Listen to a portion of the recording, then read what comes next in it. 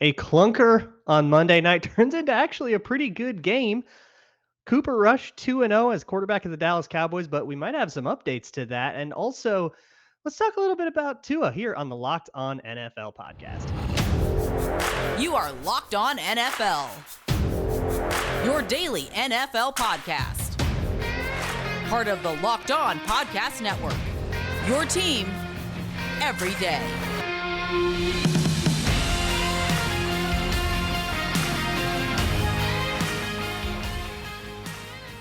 What's going on, everybody? Welcome to the Locked On NFL podcast, part of the Locked On Podcast Network, your team every day. Today's episode of Locked On NFL is brought to you by Prize Picks. Prize Picks is daily fantasy made easy. Just pick 2 to 5 players, and if they score more or less than their Prize Picks projection, you'll win up to 10 times your money on entry. First-time users even get a 100% instant deposit match up to $100 with promo code Locked On. That's PrizePicks.com, promo code Locked On. Here today with David Harrison in place of Ross Jackson, who is currently somewhere over the Atlantic Ocean, headed to London, where his team and my team will play. I'll actually be there with him later this week. So David Harrison is filling in, who does Locked On Commanders, Locked On Bucks. I do Locked On Vikings.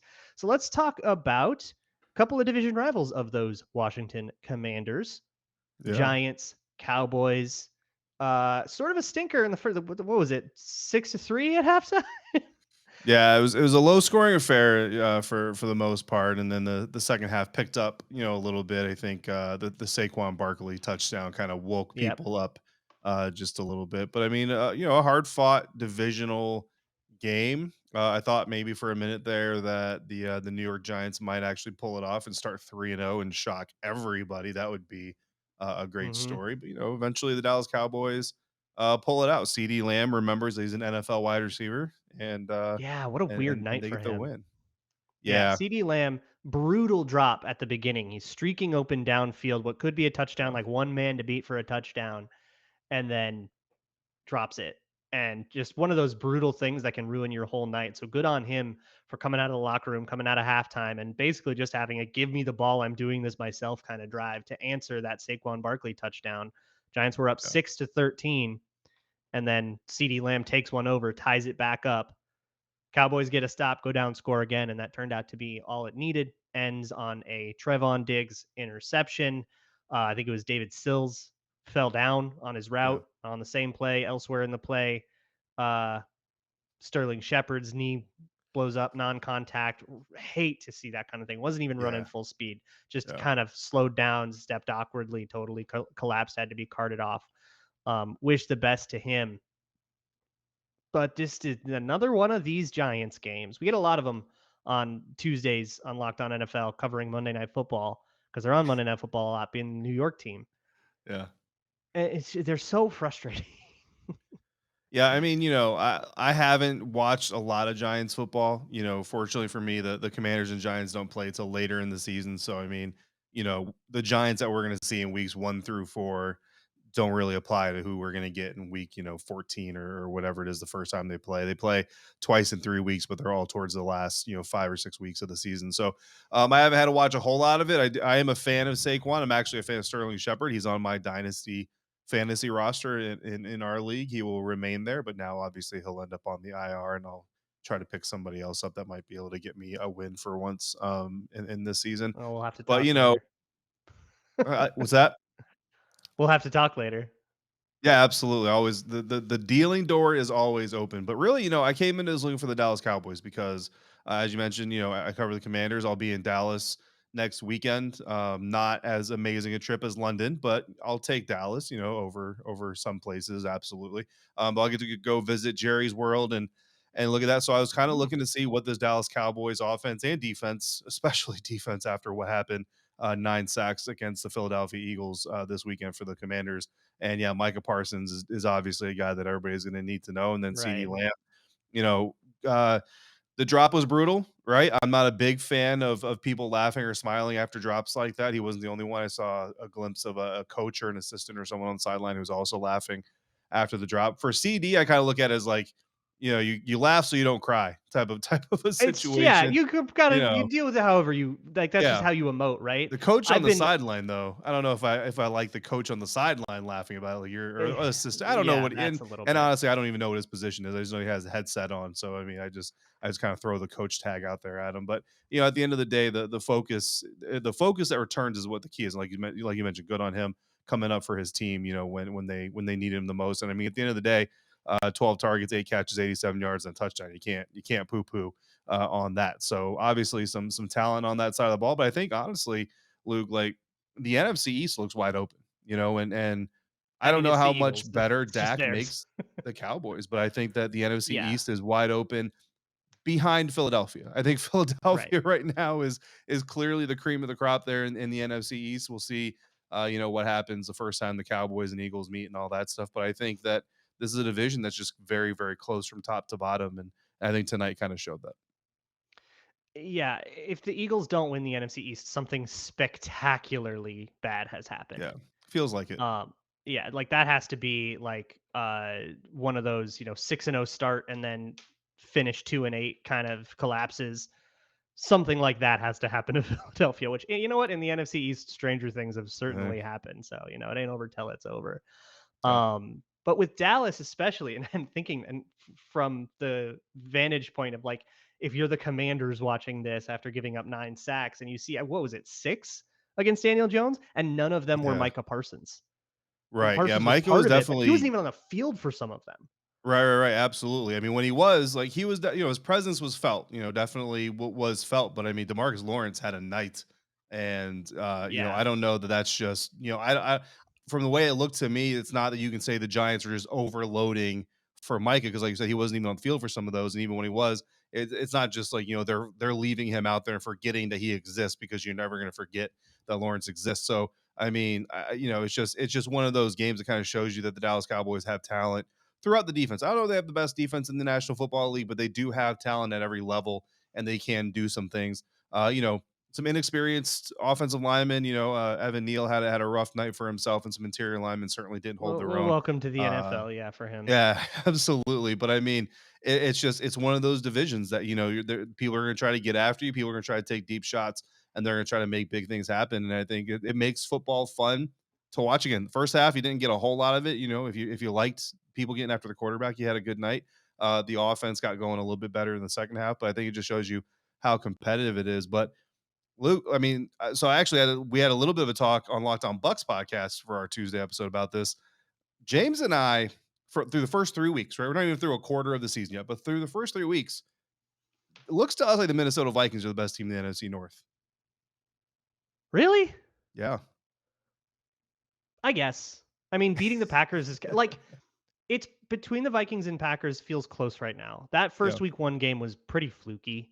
Like I don't what happened in that game was not sustainable. The Packers came with a very dumb game plan. They lost that game before it kicked off. And Yeah. that won't happen again to them. So I don't know if that and like, the Eagles that come in they go to Philadelphia and just get absolutely punked by the Eagles. So it's like, okay, maybe they're That's inconsistent. true. Um I think the Lions are better than they get credit for. Yep. Um the Bears are not. The Bears are a very fraudulent 2-1. Yeah. Yeah. But it's, Absolutely. I would say it's a lot closer than I thought going in, but I would still Uh-huh. I don't know. I could see the argument that the Vikings are the best team in the NFC North right I now, think but they it's are. And look, it's debatable. I'm not big on the Packers. I mean, I'll admit that I'm not Okay, big on the sure. Packers. I wasn't in If that's the preseason. case, I then haven't yeah, seen run with it. anything to change my mind. Uh, the Buccaneers should have come away with that win. I know a lot of people are building this thing to be Aaron Rodgers beating Tom Brady, but really it's, there's two key fumbles in that game that give that game away to the Packers. And if not, the Packers dropping another one, and they probably should have dropped another one. So I don't know, man. That's just a take that I had. So while we're sitting here together, I figured I'd get your take Sure. on that. Lob So it out there. yeah, All right, yeah. It's hard to argue like is it the Vikings, Packers, or Lions? Well, the Vikings beat both of those other two teams. So it is pretty hard to argue with that. right. Um, don't look too far into that week one game, though. There was some fluky stuff going on in that game that I don't think will repeat itself when these two teams meet again. But sure, we'll take it for now. Hey, first place on tiebreakers. That's can't argue with that. Absolutely. And, look, Romeo Dobbs, I mean, you can't deny that Aaron Rodgers, Romeo Dobbs certainly starting to look like they're on the same page. And I'm sure the Packers always feel good about being on the same page, Luke. And I know that whenever I am playing fantasy, right, we talked about dynasty fantasy leagues that we have going on with the network.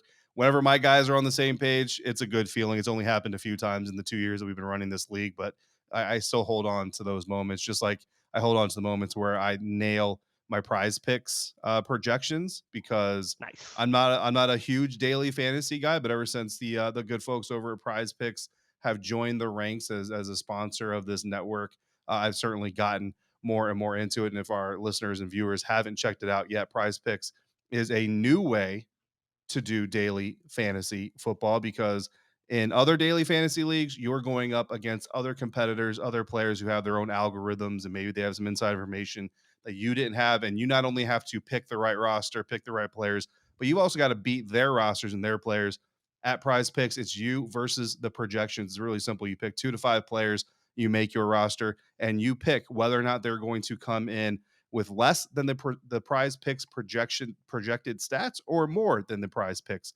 projected stats. If you hit, you win, and you can win up to 10 times your money on any entry. First time users, you can get a 100% deposit match up to $100 by using the promo code locked on when you sign up. So again, go to prizepicks.com or download the Prize Picks app, use that promo code locked on, and get into the right way of playing daily fantasy football.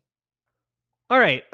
So there's an elephant in the room here. I guess we haven't really discussed, but Cooper Rush is 3-0 in the last 3 years as a starter. Can Yes. we talk about that? So it's like I feel obligated to just ask the question, even though I feel like it's kind of a dumb one. Is there anything real here, or is this just a backup happening to win a few good games against some teams that were like having weird nights? Yeah, I mean, it's hard to say. I mean, the level of competition is going to be in question because even though the Giants came into this game undefeated, 2-0 to start the season, it's still the New York Giants, and a lot of people still don't expect a whole lot. Like if I were to tell you that the New York Giants finished this season 2-15, you might be a little bit surprised when they start 2-0, but you're not going to be. It's not going to be like the craziest thing you've ever heard in your entire life because that's just how people view the New York Giants right now. But I mean, look, I think in the NFL, it's hard. Period. I don't care what level you're in. I don't care or what division you're in. I don't care if you're a starter or backup. To come in on the biggest stage, Monday Night Football, especially division rivals, all that stuff, and to perform and look, when the Cowboys did falter, especially in the passing game, it wasn't Cooper Rush. Like I didn't see any throws or any plays where I can look at it and say that's a backup quarterback or that's a play Dak makes for them. Now the athleticism obviously is a different level between Dak and Cooper, but talking about from a pocket presence and a passing situation, any incomplete passes and it's a one-time watch through, right? And I don't cover the Cowboys, so I probably won't do a second time watch through. But I don't have any passes where I go back there and say, "Yep, that's where Dak makes the throw that Cooper just didn't make." I mean, not the biggest arm in the world, but I mean, the dude has an NFL arm, and I mean, he's going out there putting balls in the right place for his guys. Yeah, I wonder if it's like a little bit more hidden than that with the difference. I mean, obviously you're going to want Dak Prescott in more than you're going to want Cooper Rush in, right? We're not actually talking about like replacing quarterback. Some people are. That's buck wild. That's craziness. But Yeah, that's but I mean, can you identify what the difference is, right? And it might be hard to do because it's kind of hidden because what plays are you calling when Dak Prescott is out that you aren't calling when Cooper Rush is there? So everything Cooper Rush did, I mean, some of those deep bombs were actually really nice balls down the sideline, or on like deep overs and stuff. yeah, But those are a lot of times those are designed to get real big throwing windows. right. Um, it feels like Cooper Rush's job is don't screw this up, and Yeah, it's like the perfectest backup game. This is what you want. Like if you're the Cowboys, you have to feel so good about your backup situation, but this doesn't become something where like I don't want to see him in a quarterback competition next offseason, like trying to beat out a rookie in Seattle or something like that. Like that is a bridge too far for me. But really good backup game. Hey, don't go screw things up, make the right reads, deliver the ball to playmakers, yeah, and let's all be talking about CeeDee Lamb first. Let's talk about CeeDee Lamb and Ezekiel Elliott and Micah Parsons at the end of this game, and let's not be talking about you. That's the backup's job, if you ask me. And I think Cooper Rush did that perfectly. And you wish you could ask more of him, but that's what you're getting right. with a backup. Um, so how much more of this are the Cowboys trying to deal with here? Because they're 2-0 with Cooper Yeah, Rush. they have to play any more games with Cooper Rush? Like, what's the timeline on this? I mean, so remember originally, right? Jerry Jones came out, and I think the timeline Jerry put on it was like 4 to 6 weeks. I can't remember the exact quote, but it was something like 4 to 6 weeks. And if it's 4 to 6 weeks Yeah. from week one, obviously you're talking, 5 to week 7, right? So it's you're looking at missing Washington and coming back for whoever Dallas has in week 5, but today, well, Monday actually, I heard a little bit of a rumor, and again, it's not a confirmed, it's not like a report by any means, anything like that. It's just Whispers. a little bit of Whispers in the wind. yeah, we'll call it educated speculation. That Dak Prescott may actually be looking to come back next week against the Washington Commanders, and then pregame, with ESPN's Lisa Salters, I saw a report that he told Lisa Salters, and it's kind of weird how he worded it, but basically she asked him kind of how the recovery was going, and he said, "Oh, she'll be back in a couple of weeks, and this week counts as one." Right, like this week counts as Oh, 1 week. oh, So if you're back in a couple of weeks, well, a couple is two.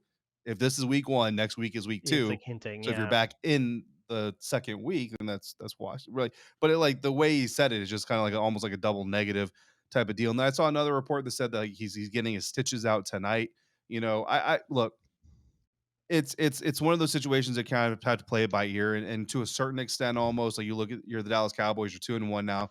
You still have Cooper Rush potentially in there. The Washington Commanders are coming in, and they've had some struggles with game planning against opponents, and having communication issues. So if you force them to game plan for you with Cooper and with Dak, because maybe Dak comes back, that only works out in your favor. You know what I mean? It may not be the difference between getting a win or a loss, but it works out in your favor. So keep the mystery alive and make the Commanders plan for two different types of quarterbacks to come in and face you in your home stadium. Them coming off of an embarrassing loss, you coming off of a very exhilarating road win, and I think that just makes the most sense. The reality of it, Cam Curl, commander safety, injured his thumb, had to have minor surgery, and basically was waiting on the stitches to heal in his thumb. He missed the first 2 games, so basically you're looking at about a 3 week recovery process for Cam. Dak does the same thing week 1, 3 weeks would put him right at week 4, but you're talking the difference between a quarterback and a safety. Cam went out there, played week 3 with a splint over his thumb because he's a safety, he can do that. Dak can't do that on that Yeah. thumb, especially on the throwing hand. So I'm leaning that Dak doesn't play against Washington. This is more smoke and mirrors to complicate the game plan, but I mean, it's the NFL and it's Dak Prescott, you never know. Yeah. And again, if you're a Cowboys fan, you're not like sweating over this, right? Like you're You feeling shouldn't pretty be. good. Not at 2-1. Yeah. Not at two Even and if you're one, 2 not and with 2 the when Dak way, comes back, you feel pretty good. not with Carson Wentz coming to town and the way that D line is playing. Yeah. Yeah, that feels pretty good. And I guess as the Giants at a 2-1, if you're the actual Giants, like if you're Giants fans, I hope you didn't convince yourself that this was secretly a Super Bowl year. If you're the Yeah. actual Giants, you're, I mean, let's all live in the world. But like if you're the actual Giants, you're trying to Yeah. pick up the pieces from this and move on and try to make something out of this 2-1 start and see if you can't steal a wild card spot. It's a weirdly soft NFC. You got a Yeah. couple wins Yeah. in your back pocket. See if you can't rattle some more off and get somewhere. Um, I don't know. It these teams are a little more interesting, I guess, than you would have thought preseason if you told me, the Giants and the Cowboys are going to be without Dak Prescott. There's still something worth paying attention to. But I Yeah. actually want to flip next to Tua Yes. Tagovailoa and the Miami Dolphins 3-0 next to the Eagles, probably the most earned 3-0. The earned wins in the league. There are a lot of 2-0 teams that didn't feel like they necessarily earned it. Those two teams look like they're for real. So let's get into that next. Locked On NFL podcast with David Harrison. I'm Luke Braun. I'm going to be honest. I don't have a great sense for who Tua is this year. I had a decent sense for him being a sort of like a really safe quarterback, I guess is the way that I understood him. But I Yeah. also am fairly unfamiliar with the Dolphins. I like what they're building over there. It looks pretty cool from a distance, but I admit I am from a distance. Help fill me in on what I should give me a Tua opinion. I'm just going to steal your Tua opinion and pass it off as my own. Can you do Yeah, I that mean, for me?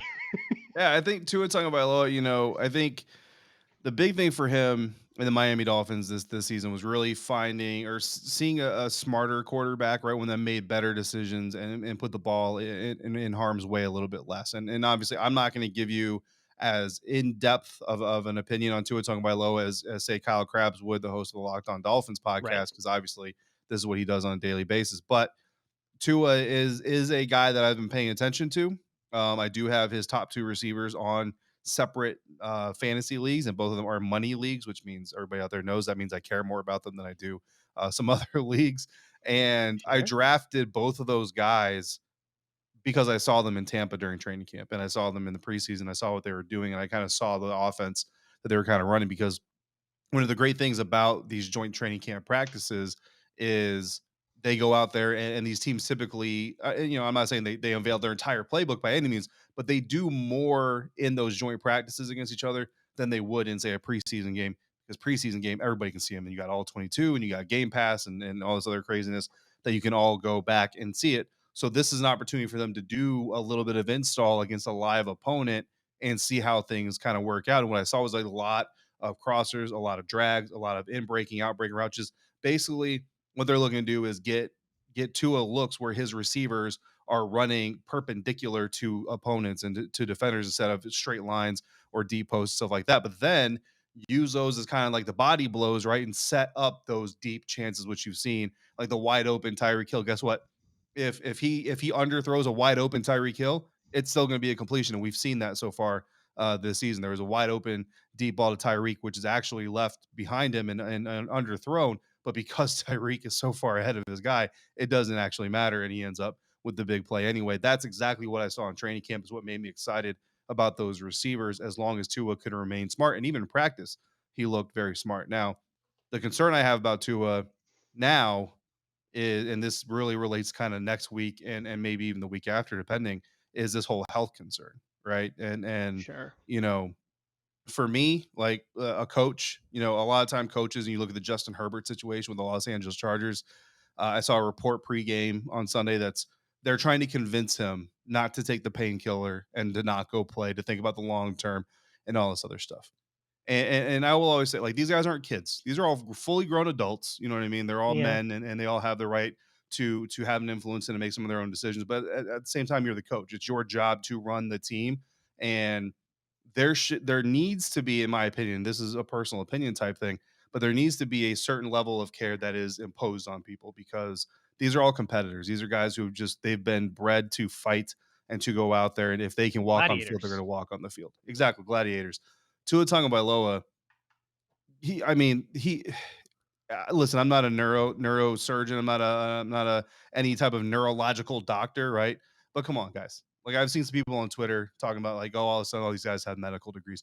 You don't need a medical degree to see that when Tua Tagovailoa falls backwards, hits his head on the field, is very, very obviously trying to shake the cobwebs out of his head, stands up, is wobbly, kind of collects himself, damn near collapses on the field because he can't actually keep his legs underneath him, has to be held up by two of his teammates, to the point where one of his linemen is waving medical over, saying, "Look, this guy needs some help." That's not a back injury. Now, the thing that I have conflicting about this is I truly believe that Mike McDaniel is the type of head coach that cares about his players, and his reputation is as such. And I don't know Mike. I've got the chance to talk to him a little bit in training camp. Fortunately, it was a blast. But I know people who know Mike, and they kind of all kind of say the same thing. Like, this is not a guy who would do that or allow this to happen. So there's kind of a conflicting feeling there. But I mean, man, I look at Tua, and I just worry that this is a young man who he's been questioned since he got drafted.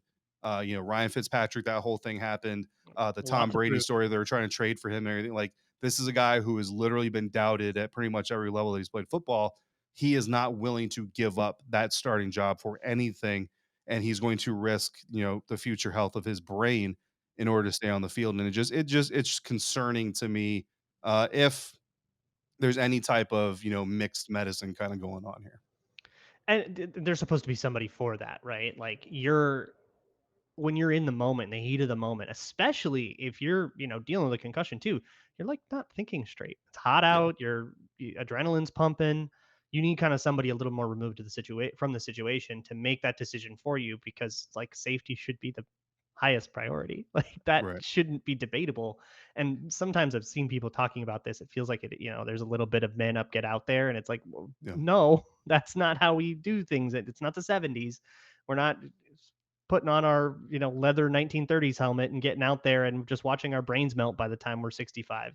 Yeah. Um, but I think the NFL, especially when it comes to CTE, but pretty much any like bad PR issue, just doesn't. We don't have. They have not earned the trust of watching people, um, like of the watching public Yeah. to like trust that they're going to do right by their players. Right.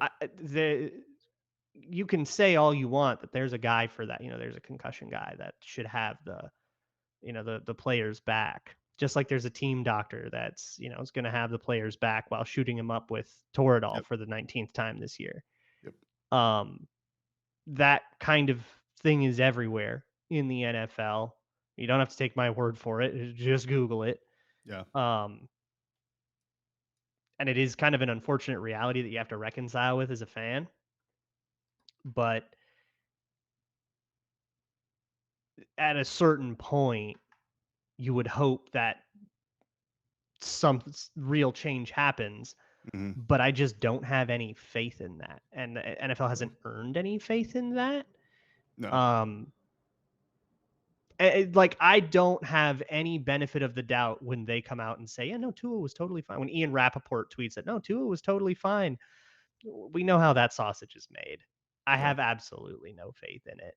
Right. Um, I hope he's all right. I hope he can keep playing, and if he isn't all right, then I hope to God he doesn't play Yeah. on this short week. By the way, Right. You just hope someone like his family, you know what I mean? Someone is right? his wife is kind of applying to, the long-term kind of prognosis stuff. It reminds me of RG3, when he was in Washington, and his knee is obviously not good at a certain point, but he's out there trying to fight for his team Yep. and trying to go out there for his teammates, and you Like love he'll the deal with spirit that for of the it. rest of his life. Yeah, and then Mike Shanahan, I remember vividly Mike Shanahan, the player wanted to play, medically, and that's basically what it boils down to is everybody passes the buck and then puts the ownership on the young guy. I'm trying to avoid saying the word kid, but young guy who is out there trying to earn their keep, trying to impress the veterans, try to, control the locker room, especially as Warriors. quarterbacks, and try to earn the respect of the locker room. And, so you got a doctor saying, well, technically, yeah, you can run on it. Like structurally, yeah, I wouldn't recommend it, but you can do it if you really want to. And then the coach Right. says, okay, well, what do you want to do? So they all pass the buck back on to the player. But if the player, but it's a lose lose. If the player says, Yeah, okay, there's no, an I'm not going to implication too. play, Yeah. what's the narrative on that now? So it's basically a lose lose situation. And I just wish we saw more and more coaches taking the health of these young guys and the long term health of their team, honestly, into more consideration. And more so, I'm talking now the Justin Herbert situation because again, this Tua thing. I applaud the NFLPA for seeing what everybody else saw, launching an Hmm. investigation. But honestly, outside of Tua basically telling the NFLPA, yeah, bro, I had a concussion and I allowed them to lie, went with the lie type of deal. Nothing's going to happen from it. And Right. It if has to be Tua's already in this self-reported. mindset, yeah, it's a done deal. So really, I'm talking about Justin, where we've already had learned that the team was trying to talk to him about his long term. Look, you don't need to talk to him about anything. You're the coach. You set the inactives. It's very simple. Justin Herbert, inactive week 3. Done. Long term Yep. health is taken care of. That concern is already taken. And if he wants to be mad, he can be mad all you want. I made a decision a long time ago, Luke, that if people are gonna be mad about me caring about them, I will take that anger upon my shoulders. I'm okay to carry that kind of anger. You know what I mean? And to me, that's what you don't see specifically in the Herbert situation. I fear in the Tua situation, but not confirmed. So, it just that's where I wish that this game would go, but I know there's equal parts of people listening to this or watching this right now saying, rub some dirt on it and be tough. Look, I was in the army for 20 years. I used to have a saying, there's a difference between tough and stupid. Tough is sitting in a foxhole in below zero temperatures in the snow, in the dead of winter because you have to protect your perimeter and protect all the people sleeping and working inside of it. That's tough. Standing in the cold for 30 minutes to prove you can stand in the cold for 30 minutes is stupid. So toughness and stupidity are very, very close to each other. And to me, the situation specifically going on with Herbert is stupidity. Yeah, and that's not to mention anything of the Chargers medical staff and their recent Yeah. history, but that's got to be a topic for another day. You can listen to more of this. Of course, you'll have a pretty good Locked On Thursday night preview coming up over the next couple of days on Locked On NFL. Bengals Dolphins is the Thursday night game, I believe. You can listen to James Rapine of Locked On Bengals and Tony Wiggins of the Red Hot Jaguars, Locked On Jags, talk tomorrow. So we will see you all then. For David Harrison, I'm Luke Braun here on the Locked On NFL podcast, part of the Locked On Podcast Network, free and available on all platforms. Your team every